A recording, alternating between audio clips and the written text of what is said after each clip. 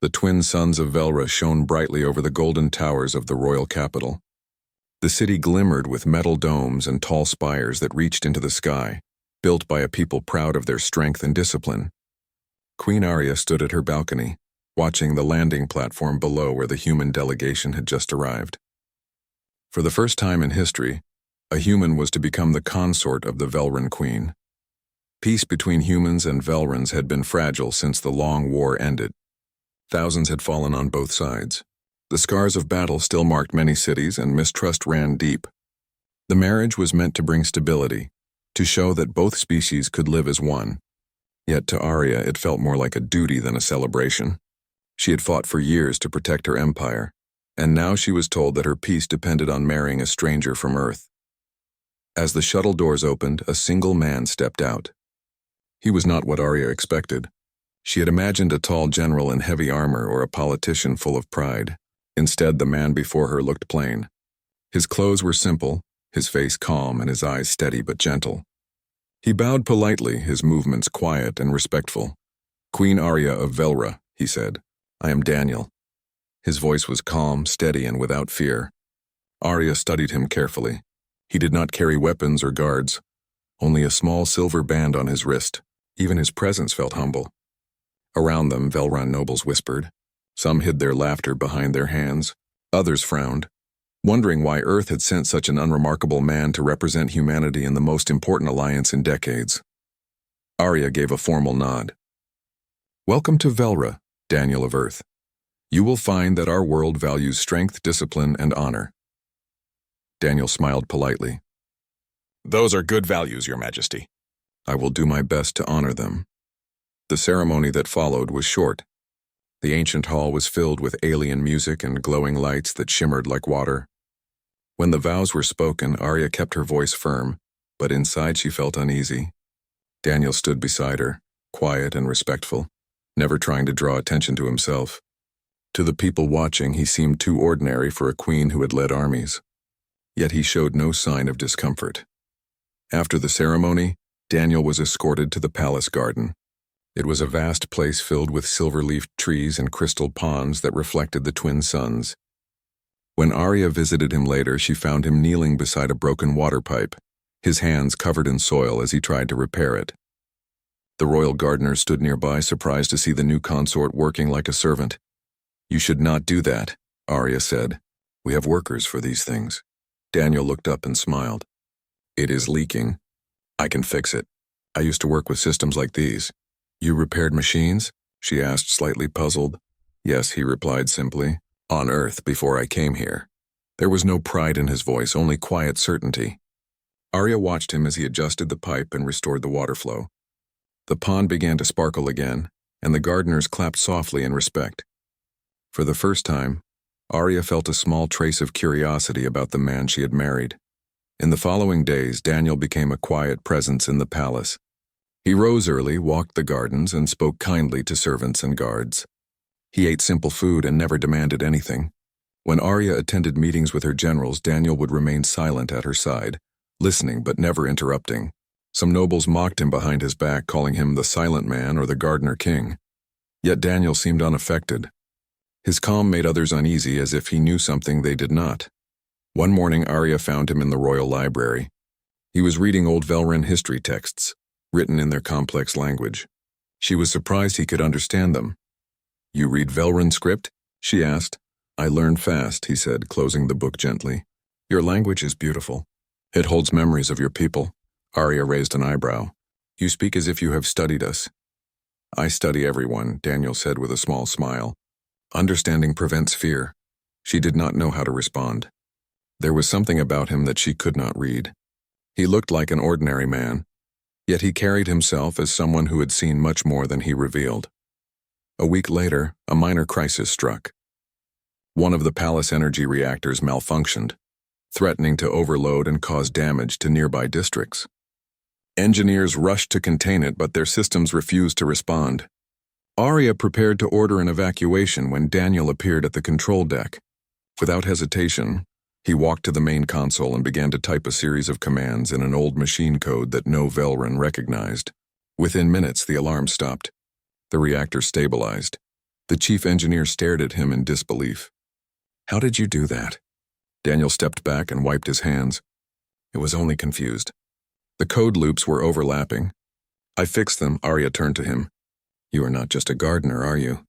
Daniel's eyes met hers, calm and steady. "I am many things, Your Majesty. For now, I am your husband." That answer stayed in her mind long after he left the room. The next evening, Arya attended a council meeting. Her generals argued about defense plans and border patrols. The Empire had been quiet for months, but tensions always lingered at the edges. The Dravik raiders, an old enemy, had been seen near the frontier again. Arya tried to listen, but her thoughts kept returning to Daniel. She wondered if Earth had sent him for a reason other than peace. When she returned to her chambers, she found him sitting by the window, looking out at the city lights. He turned as she entered. "You seem troubled," he said. "I rule an empire," she replied. "Trouble is never far," he nodded. "True, but sometimes trouble grows because we expect it." Arya frowned slightly. "What do you mean?" "Fear shapes decisions," he said. "You must not let fear decide who you are." His words were simple, but they carried weight. Arya realized that no one in her court had ever spoken to her like this. Most people bowed and agreed with her. Daniel spoke to her as if she were simply another person trying to understand the world. The next day, Arya decided to test him. She ordered her royal advisors to observe Daniel closely. She wanted to know who he truly was. They reported that he spent his time studying palace systems, reading old books, and talking to the workers. He showed no signs of ambition or manipulation. He did not seek influence or wealth. To them, he was harmless. Yet small things kept happening around him. Machines worked better when he was near. Guards performed their duties with unusual focus after speaking to him. Even the palace animals, often nervous around humans, behaved calmly in his presence. One night, during a light storm, the palace lights flickered. Arya walked through the corridors and found Daniel in the observatory, watching the lightning flash across the sky. She stood beside him. "You are difficult to understand," she said. "You do not act like a man of power." "Maybe that is why I was chosen," he answered softly. "For peace?" she asked. "For understanding," he said. "War begins when people stop listening." Arya looked at him. "You talk like a teacher," he smiled. "Once perhaps I was." There was a long silence. The sound of thunder echoed outside, and the rain began to fall gently against the glass. In that quiet moment, Arya saw something different in him. Not weakness, but patience. A strength that came not from control or weapons, but from something deeper. It made her uneasy, but also strangely safe. As the weeks passed, Daniel's presence changed the mood of the palace. The workers began to greet him with smiles. The guards respected him. Even the nobles who once mocked him grew quiet when he entered a room. They did not understand why, but they felt it. The air around him carried calmness and quiet authority. He never asked for loyalty, yet he earned it without trying. Queen Arya, once certain that she had married a simple man for politics, began to wonder what kind of power he truly held. The morning sun rose over the royal palace of Velra. The golden towers caught the light, and the sound of the capital city filled the air. Queen Arya walked through the grand hall, her thoughts still on Daniel. Days had passed since the strange incident with the energy reactor, but the image of him working calmly among panicking engineers would not leave her mind. He had acted like someone who understood machines better than the people who built them. The court whispered about it. Some said the human consort had hidden skills. Others said it was only luck. Arya knew luck could not explain what she had seen. When her chief advisor entered the hall, she spoke firmly. "Find out who he really is. I want to know his history, his work, everything about him." But quietly. "If Earth has secrets, I want to see them before they become our problem." The advisor bowed and left to begin the investigation. Arya turned back toward the balcony. From there, she could see Daniel walking in the lower gardens. He moved slowly among the plants, speaking kindly to the workers. The scene looked peaceful, but in her heart questions grew like storm clouds. That evening, she invited him to the royal dining chamber. The table was long and bright with silver dishes, though Daniel's plate held only fruit and bread. He ate with quiet manners, saying little unless she spoke first. "Tell me about your life before coming here," she said. "Earth records show very little about you." Daniel looked at her and smiled faintly. "There is not much to tell. I worked with machines. I helped build things. When the wars ended, I chose peace. Arya leaned back in her chair. And yet you repaired a Velran reactor like a senior engineer. I read fast, he said. Your systems are not so different from ours. Machines are built to think, but they are also built to obey. You only need to understand how they listen. His words were calm, but something in them felt deeper. Arya studied his face. There was no pride, no arrogance, only quiet certainty. It was as if he had seen these problems 1,000 times before. Later that night, when the palace had grown quiet, Arya met her advisor in the private council chamber. The older Velran looked uneasy. My queen, I found little in Earth's open records.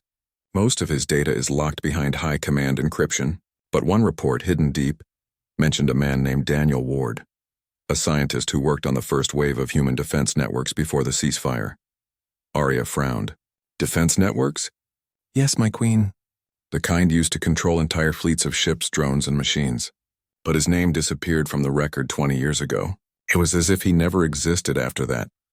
Arya stared at the glowing screen before her, a scientist who vanished after helping build war systems. Now he was here, living quietly as her husband. The next morning, she met Daniel in the garden again. He was helping an old worker repair a damaged irrigation unit. His sleeves were rolled up and his hands were covered in dust. You work too much, she said.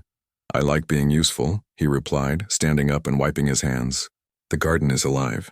It reminds me that things can grow even after destruction. Arya watched him closely. You built weapons once, didn't you?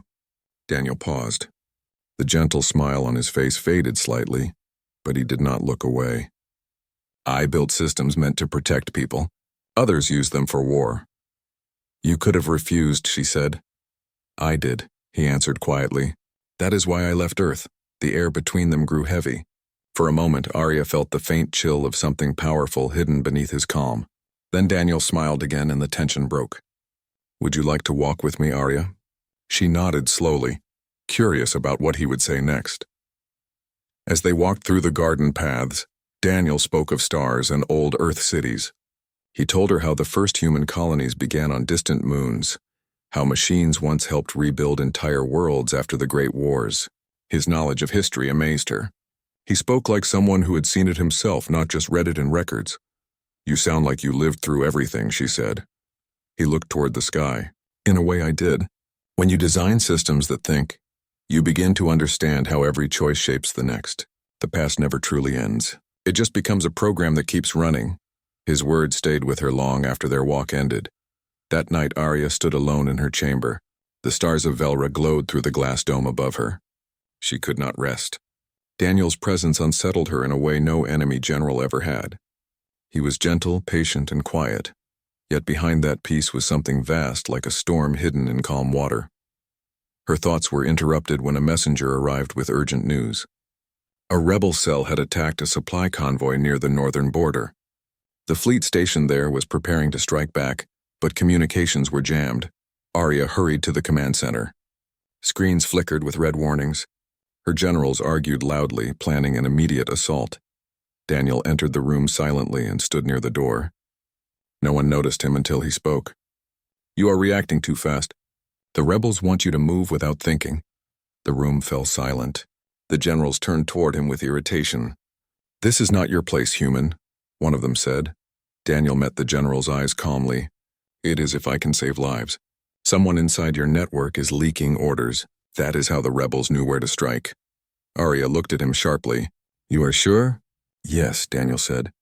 Your command systems have traces of foreign signals. They came from inside the palace. Her generals were quick to deny it, but Daniel moved to a nearby console. His fingers moved quickly across the screen, entering lines of code none of the Velrans recognized.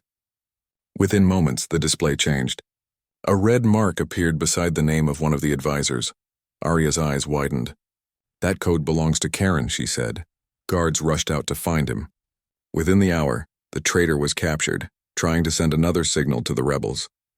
The generals stared at Daniel in stunned silence. No one understood how he had done it. Arya dismissed the others and turned to him. How did you know? She asked. Daniel looked tired but calm. I could feel it in the system. Machines speak if you know how to listen. The signals were not natural. They carried the pattern of human code mixed with your own. You speak of machines as if they are alive, she said. Everything that learns is alive in its own way, Daniel replied. That is both the gift and danger of creation. Arya watched him for a long time. Her heart was steady, but her thoughts were racing. There was something more behind his calm face, something vast and hidden. The next day, rumors spread through the palace. The guards whispered that the human consort could control machines with his mind. The nobles whispered that he was a secret weapon from Earth. The servants began to treat him with quiet respect, even fear. Daniel ignored the whispers. He continued his peaceful work, teaching young technicians in the palace workshops, repairing systems, and walking the gardens at dawn. But every time Arya saw him, she felt the same question rise again inside her. Who was this man really?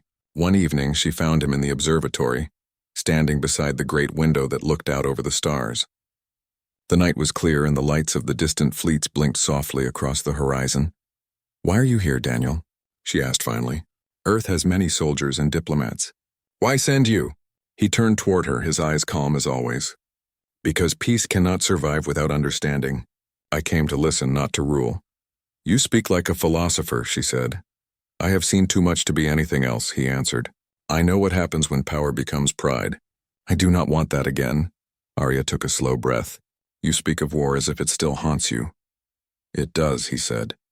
Every system we built was made to defend life, but we gave them fear, and fear made them destroy. That is why I stopped building. For a moment, silence filled the observatory. The soft hum of the palace engines was the only sound. Arya looked at him and saw not a simple man, but someone carrying a heavy burden. She realized that his calm was not weakness. It was control shaped by pain and wisdom. I think Earth sent me a mystery, she said softly. Daniel smiled. Not a mystery. Just a man who remembers too much. Arya turned her gaze to the stars. She still did not understand him fully, but for the first time, she felt that her trust in him might be more than duty. It might be the start of something that could change not only her empire, but the future of both worlds. The great capital of Velra glowed under the twin suns. The peace that had lasted for months felt calm, almost too calm. Queen Arya often stood on the high balcony, looking across the shining city and the distant spaceports. Yet her mind was not at peace. She had seen too much change since Daniel came. Machines worked better, the workers followed him with quiet loyalty, and her own generals now treated him with uneasy respect. But beyond the borders of the empire, danger was growing. Reports came from the frontier colonies that the Dravik fleets were gathering again. The Dravik were not like humans or Velrans. They were cold, calculated beings who lived for conquest. They had once tried to erase both species during the Old War. Now they were returning, and this time their numbers were greater than ever. One morning, the alarms echoed through the palace. Arya was in the council hall when the main screen flashed with red light. A messenger entered, his voice trembling. My queen, the Dravik have entered the outer system. They destroyed 3 colonies in a single strike. The room fell silent. Arya's generals stood frozen for a moment before shouting orders. The Empire's fleets began to mobilize, but the suddenness of the attack caused chaos. Command channels were jammed, and the coordination between sectors started to break down. Arya clenched her fists. Send word to all defense stations. Prepare the main fleet for engagement. The generals obeyed, but tension filled the air. As Arya studied the tactical map, Daniel entered the chamber quietly. His calm voice broke through the noise. You are reacting to fear again. One of the generals glared at him. This is no time for your words, human. Our fleets must fight. Daniel walked to the display table. The moving lights reflected in his eyes as he studied the map. If you rush without understanding their plan, you will lose thousands. The Dravik never move without reason. They strike where your weakness is hidden, not where your strength is shown. Arya turned to him. Do you know what they are doing?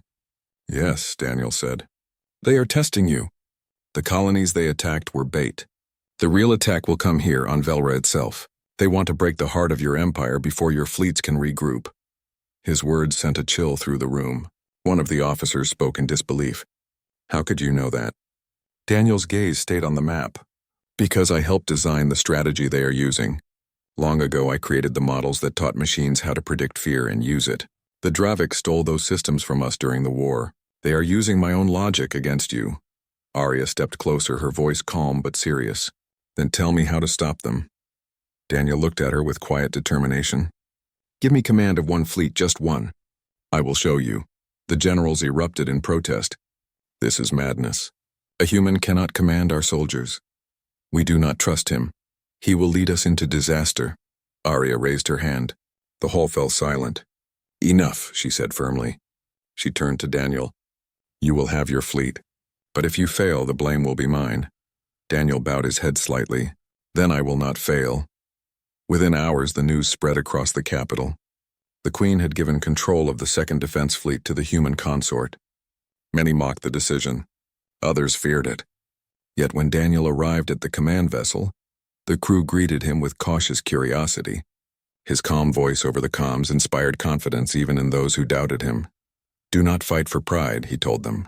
Fight for life, and for the peace we want to keep. When the Dravik fleet appeared on the outer edge of the system, every ship on Velra's scanners went red.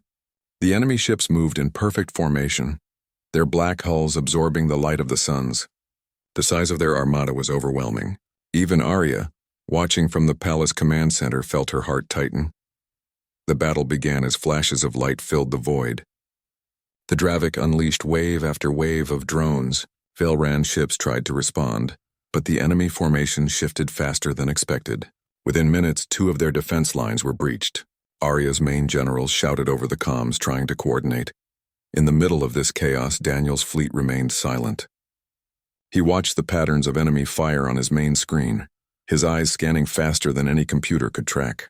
Then he gave a single calm order. Hold position. Do not return fire yet. His officers looked confused, but they obeyed. The enemy closed in, confident that the human commander was paralyzed by fear. Then Daniel spoke again. They rely on automated logic loops. They adapt too fast for you to predict, but not too fast for me. He began entering sequences into the control interface, his hands moving steadily across the panel. The lights in his command room dimmed as new patterns appeared on the displays. He was no longer following the Velran system. He was rewriting it. Redirect all communication nodes to frequency Delta 9, he said. Activate Ghost Network. The officers hesitated. That frequency is not registered in our database. Daniel smiled faintly. It is not meant to be. Within seconds, signals spread through his fleet like ripples through water. Every ship moved in sudden precision, forming a new formation that none of the Dravik scanners could read. The enemy AI began to falter, trying to predict movements that no longer followed any known logic. Daniel gave the next command.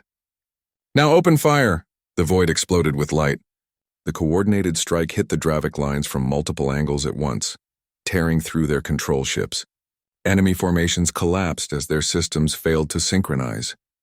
In less than an hour, what had begun as a hopeless defense turned into a crushing counterattack. From the palace, Arya watched the unfolding miracle. Her advisors stared at the screen in disbelief as enemy signals vanished one by one.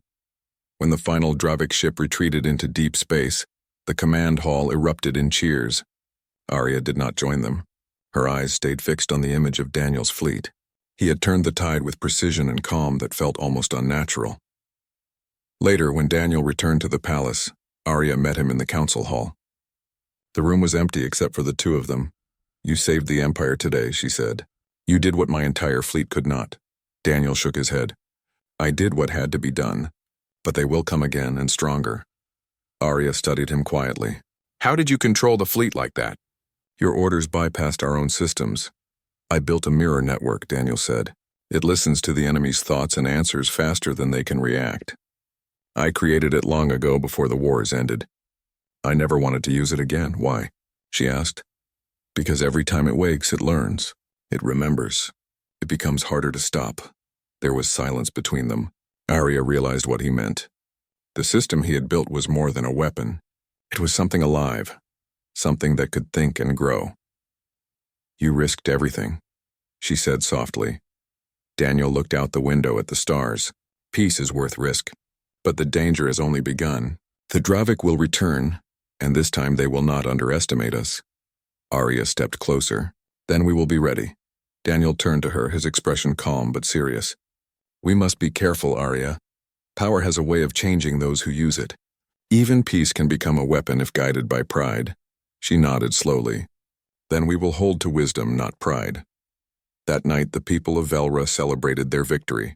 Firelights filled the skies and songs of triumph echoed through the capital. But in the quiet of the palace, Daniel sat alone in the observatory, looking at the stars. The reflection of the twin suns glowed in his eyes. Arya found him there. "You do not celebrate?" she asked. "I do not celebrate battles," he said. "Every victory reminds me of what was lost before." She sat beside him. "You may be humble, Daniel, but you are not ordinary. I think I am only beginning to understand what you are." He looked at her and gave a gentle smile. "I am just human. That is enough." But deep inside, Arya felt that there was more to him than humanity. The calm strength in his voice, the control he held over machines, the wisdom in his words, all of it pointed to a power that reached beyond anything she had ever seen.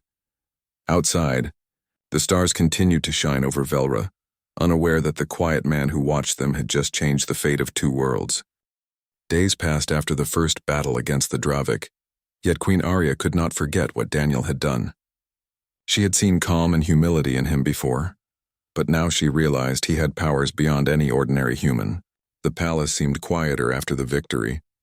The capital's celebrations were modest, but her mind was restless. She needed to know the truth about the man who had just saved her empire. Arya called her chief scientists and historians to the private council chamber. The large room, lined with holographic displays and ancient texts, hummed with quiet anticipation. "I want everything about Daniel," she said firmly. "His past, his work, and any hidden abilities he may possess. Search all archives, even those sealed by Earth's High Command." The scientists exchanged uneasy glances. Access to Earth's secret records was not simple. It required layers of clearance and authorization that only the Queen could grant. They nodded and began the task immediately. Meanwhile, Daniel moved quietly through the palace, continuing his work with the engineers and technicians. He repaired broken drones, recalibrated communication nodes, and even helped redesign the palace energy grid to make it more efficient. He never spoke of his past, never boasted, never demanded recognition. The workers who watched him grew to admire his patience, skill, and quiet authority. Some whispered to each other that he must be a special kind of human, but no one dared to question him openly. Several days later, Arya's scientists returned with what they had discovered. The Queen called Daniel to the council chamber. As he entered, the displays flickered to life, revealing old Earth records. "Daniel," Arya said softly, "we found your history. Tell me if this is true." Daniel looked at the glowing screens. His calm expression did not change. "I do not hide my past, Your Majesty, but I am surprised you gained access to these records so quickly." One of the senior scientists spoke. "You are Daniel Ward, a human scientist who helped build the first generation of AI defense networks for Earth. You designed the systems that controlled fleets, drones, and automated weaponry. These networks were so advanced that they could predict enemy movements and act independently." Arya's eyes widened. "This is incredible. And why did you leave Earth?" Daniel's voice remained steady. "Because I realized that the systems I built could be used for war as easily as peace.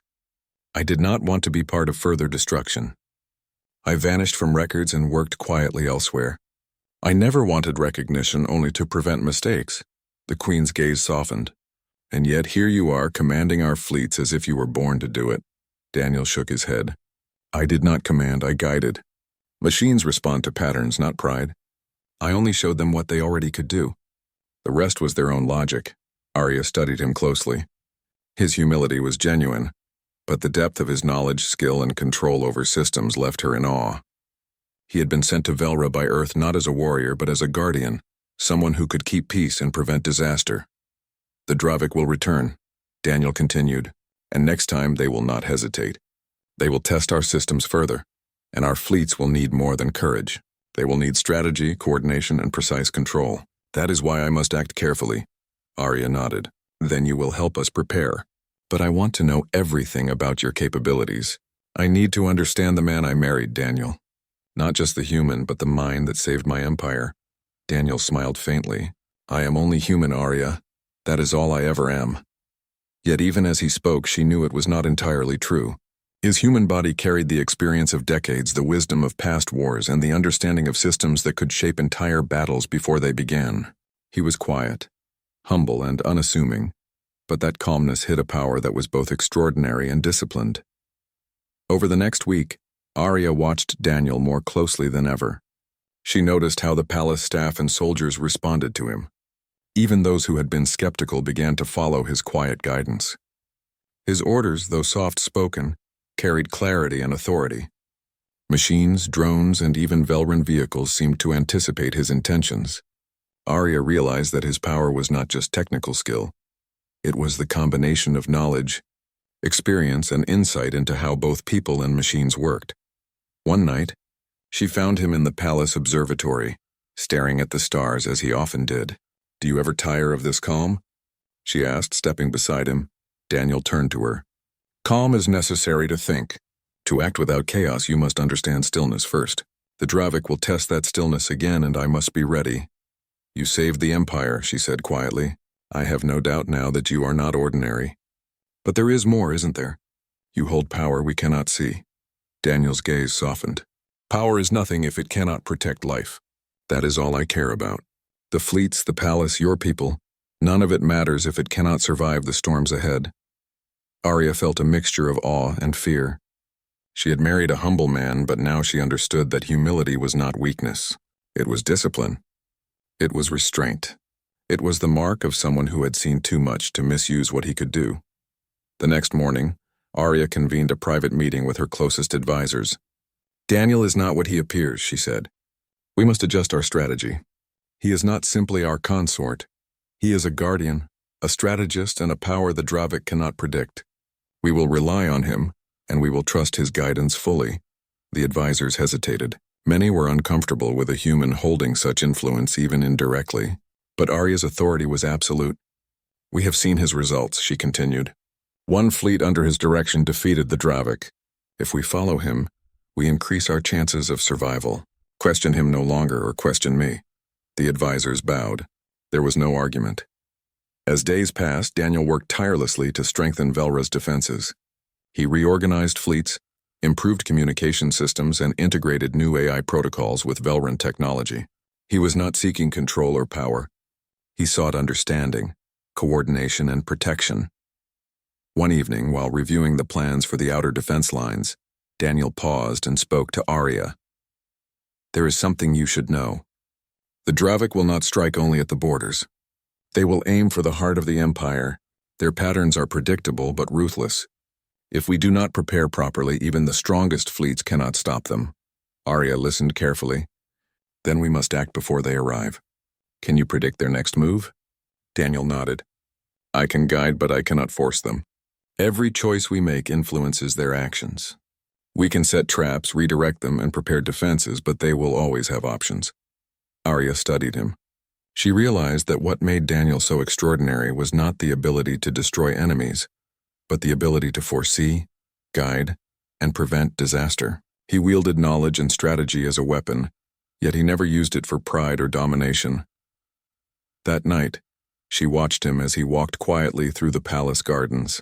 He paused to speak to a worker fixing a broken water pump, smiled at a guard repairing armor, and then disappeared into the moonlit paths. Arya understood that Daniel's power was not in displays of force or command shouted in battle. His power was in wisdom, foresight, and the ability to guide others without them realizing it. She felt both admiration and unease. She had married a humble man, expecting little. Now she realized she had married someone capable of shaping the fate of her empire and the galaxy. Humility and power existed in him together, balanced perfectly. And that combination was far more dangerous and far more extraordinary than any weapon she had ever seen. The queen returned to her chambers. She looked out over Velra's sleeping city. She thought of Daniel alone in the observatory, watching the stars and planning for battles yet to come. He carried the knowledge of 100 wars, yet he used it only to protect, never to dominate. Arya whispered softly to herself, "I thought I knew him. I was wrong. This man is more than human, and his true power is only beginning to show." Far above the palace, the twin suns dipped below the horizon, casting long shadows across the city.